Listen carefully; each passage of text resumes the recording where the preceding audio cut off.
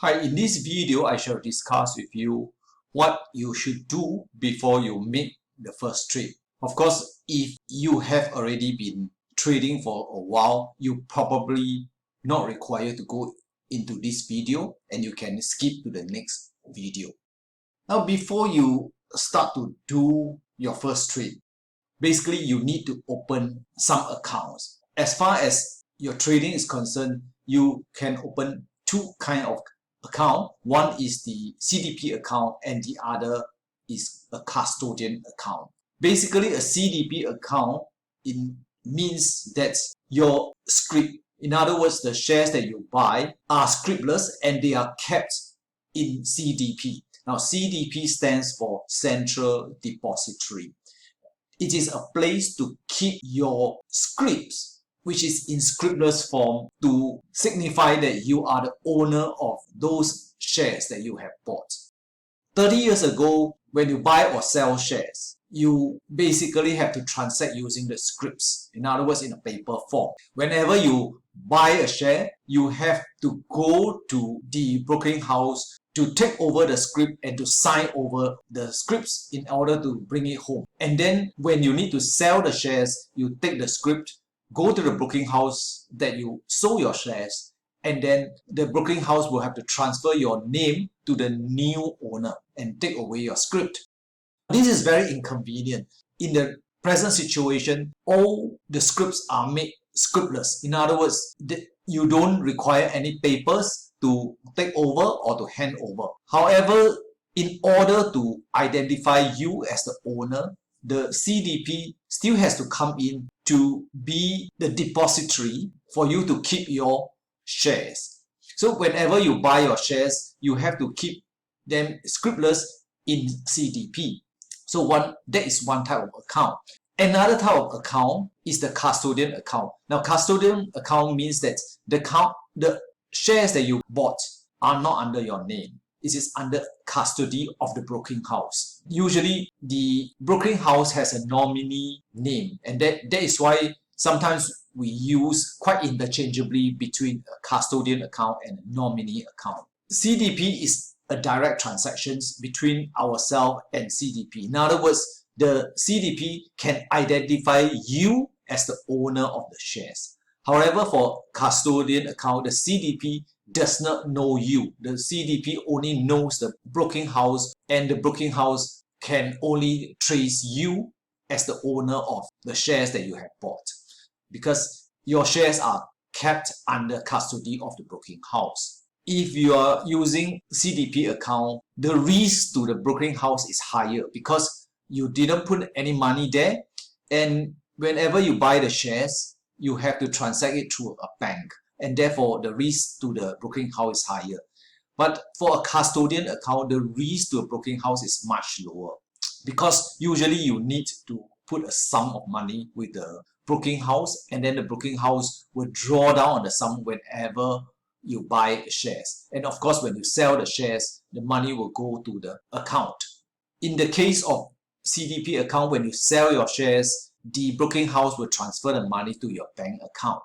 And therefore, the CDP account, the broking house sees it as a higher risk. And therefore, the trading fees are much higher. Now, for example, in the case that when we buy the shares or sell the shares, there is a minimum brokerage fees. Typically, is around $25 and then transit to a certain percentage. Now, this crossover between $25 and to the respective percentage, I will discuss a little bit later.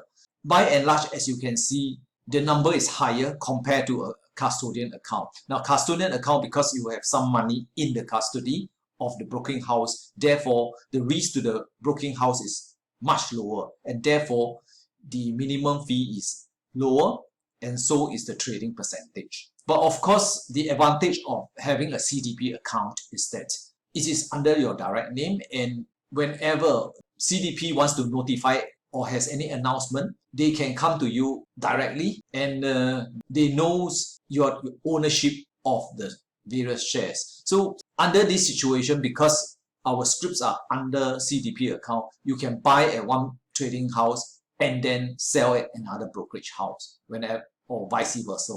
But however, because your script is under the custody of the brokering house, when you sell, you have to sell through that particular brokering house. And of course, there are certain so-called advantage using a CDP account, in the sense that whenever there is an annual general meeting or whenever there is a dividends payout, CDP would definitely know who is the owner, and of course will directly transfer the money to you. Now, in the custodian account, usually it will be a bit late, 1 day or even 2 days late, because the CDP does not know the ownership of those shares. Only the brokering house will know. So therefore, the CDP has to notify the brokering house, and the brokering house has to notify you. So there is one more level of communication, and therefore usually the communication gets a little bit later. And of course, whenever there's an AGM and so on, because you have the direct ownership of the shares, you can attend the AGM and so on. In the case of custody account, if there's an AGM, you have to wait for the broking house to inform you, and of course that will be 1 day late. Now for my case, I try to have 2 accounts, basically CDP as well as custodian account, in order to have more flexibility. Now there's some additional things that when you have a custodian account you need to aware of, and this is what happens if the brokerage house that you have the custodian account goes belly up. Well, touch wood, sometimes things can happen, and it is important that you know whether this account is in good hands, so that you can quickly transfer the custodian account into a CDP account, even at the payment of some money. Yeah.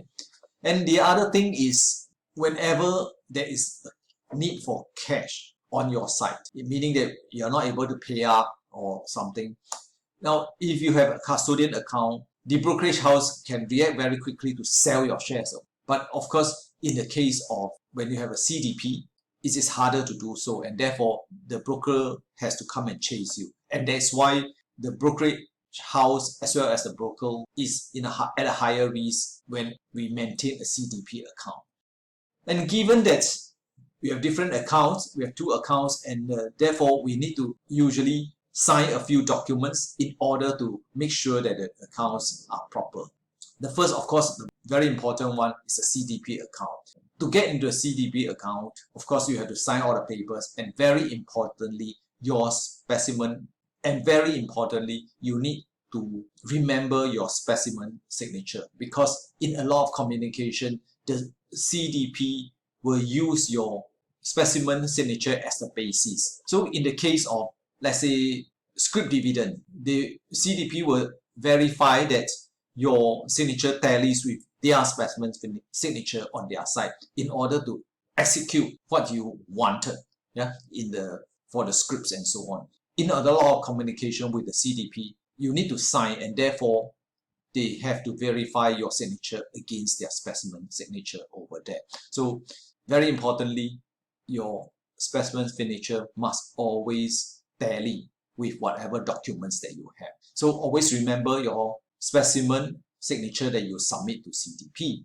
The next, of course, is the brokerage account which you have with the respective broking house. And if you are maintaining a CDP account, you need a bank account for EPS. Now, EPS does not stand for earnings per share, which you learned in the last few videos. It is electronic payment scheme. In other words, the way how you are going to pay your money electronically, through what bank and through what account and so on. So all this must be mentioned upfront so that the brokerage house know how to bill you and for your payment. And at the same time, if you sell your shares, the brokerage house will know which bank account to go into in order to pay you. And of course, if you are maintaining a custodian account, there are other documents that you need to sign and so on. So all this will be done by your broker. Now, your broker will be more than happy to do all this, because basically you become his client after signing all these paperwork.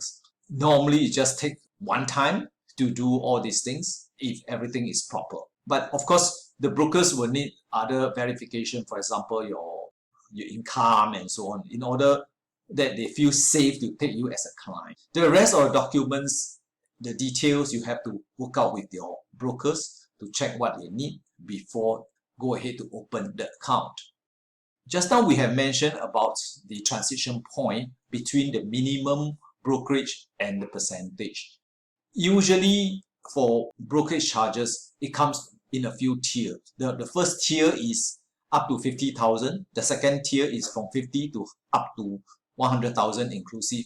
And the third tier is beyond 100,000. Now, these are the typical percentage, but it does varies a little bit between brokerage houses. So students out there, you need to check. But usually, by and large, for retail investors, you buy and sell around this number, yeah, basically up to 50,000. Exactly how it transites from the minimum charge to the percentage, it really depends on what's the minimum charge and what is the percentage. Now, I just give you an example. For example, a certain broking house charge $25 until a certain point, and then from this point to $50,000 is a percentage of 0.275. Then in order to calculate this transition point, it will be 0.25 times X. X is the amount here equal to 25, and X, in this case, we will get 9090.91. It means that so long as we trade below 9090.91, we are charged $25. Now, once you go beyond that, we will be charged 0.275% until $50,000. So if the percentage changes a little bit, for example, this is $28 and this is 0.28, then you can calculate accordingly. But more or less, the broking house, they charge more or less the same, around the same amount between, say, 8,900 to 9,100. So the transition point doesn't vary very much between brokerage houses. Now, as far as fees is concerned, there are actually a few items. Now, just now we have mentioned about brokerage charges, which is a little bit more complicated. There are also other charges, but they are more simple and it's relatively easy to understand.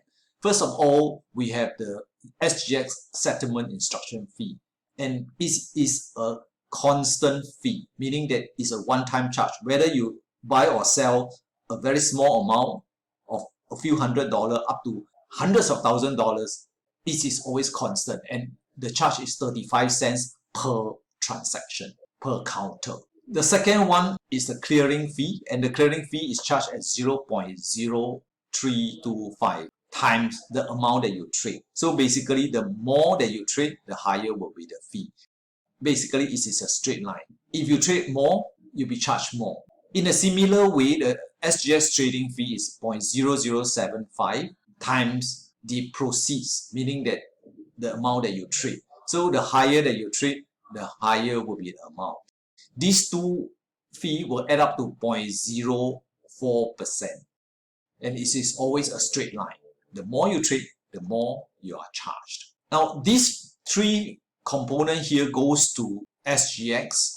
And this is the one that we have mentioned earlier. Is a little bit more complicated, but it still can be calculated. Now, if it is below the transition point, then the charge will be a minimum trading fee.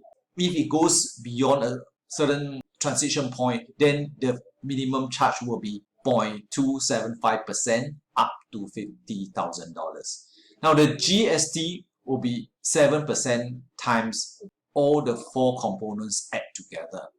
Now, of course, next time when the GST goes up to 8%, 9%, then it will be accordingly 8% or 9% times all these four components add together. So all this can be easily calculated, and that is why I usually will make an Excel program, a very simple one, in order to check and verify that my brokerage house charge me is correctly carried out. Basically, this comes from an Excel spreadsheet. Whenever we buy or sell, all we need to do is to key in the price, the quantity, whether it's buy or sell situation, and then all these will be automatically calculated for me, as in this case. And then from here, it total up, and I roughly would able to tell how much am I supposed to pay or how much am I supposed to receive. So with that, thank you very much for viewing this video. I hope to see you in the next video. Bye.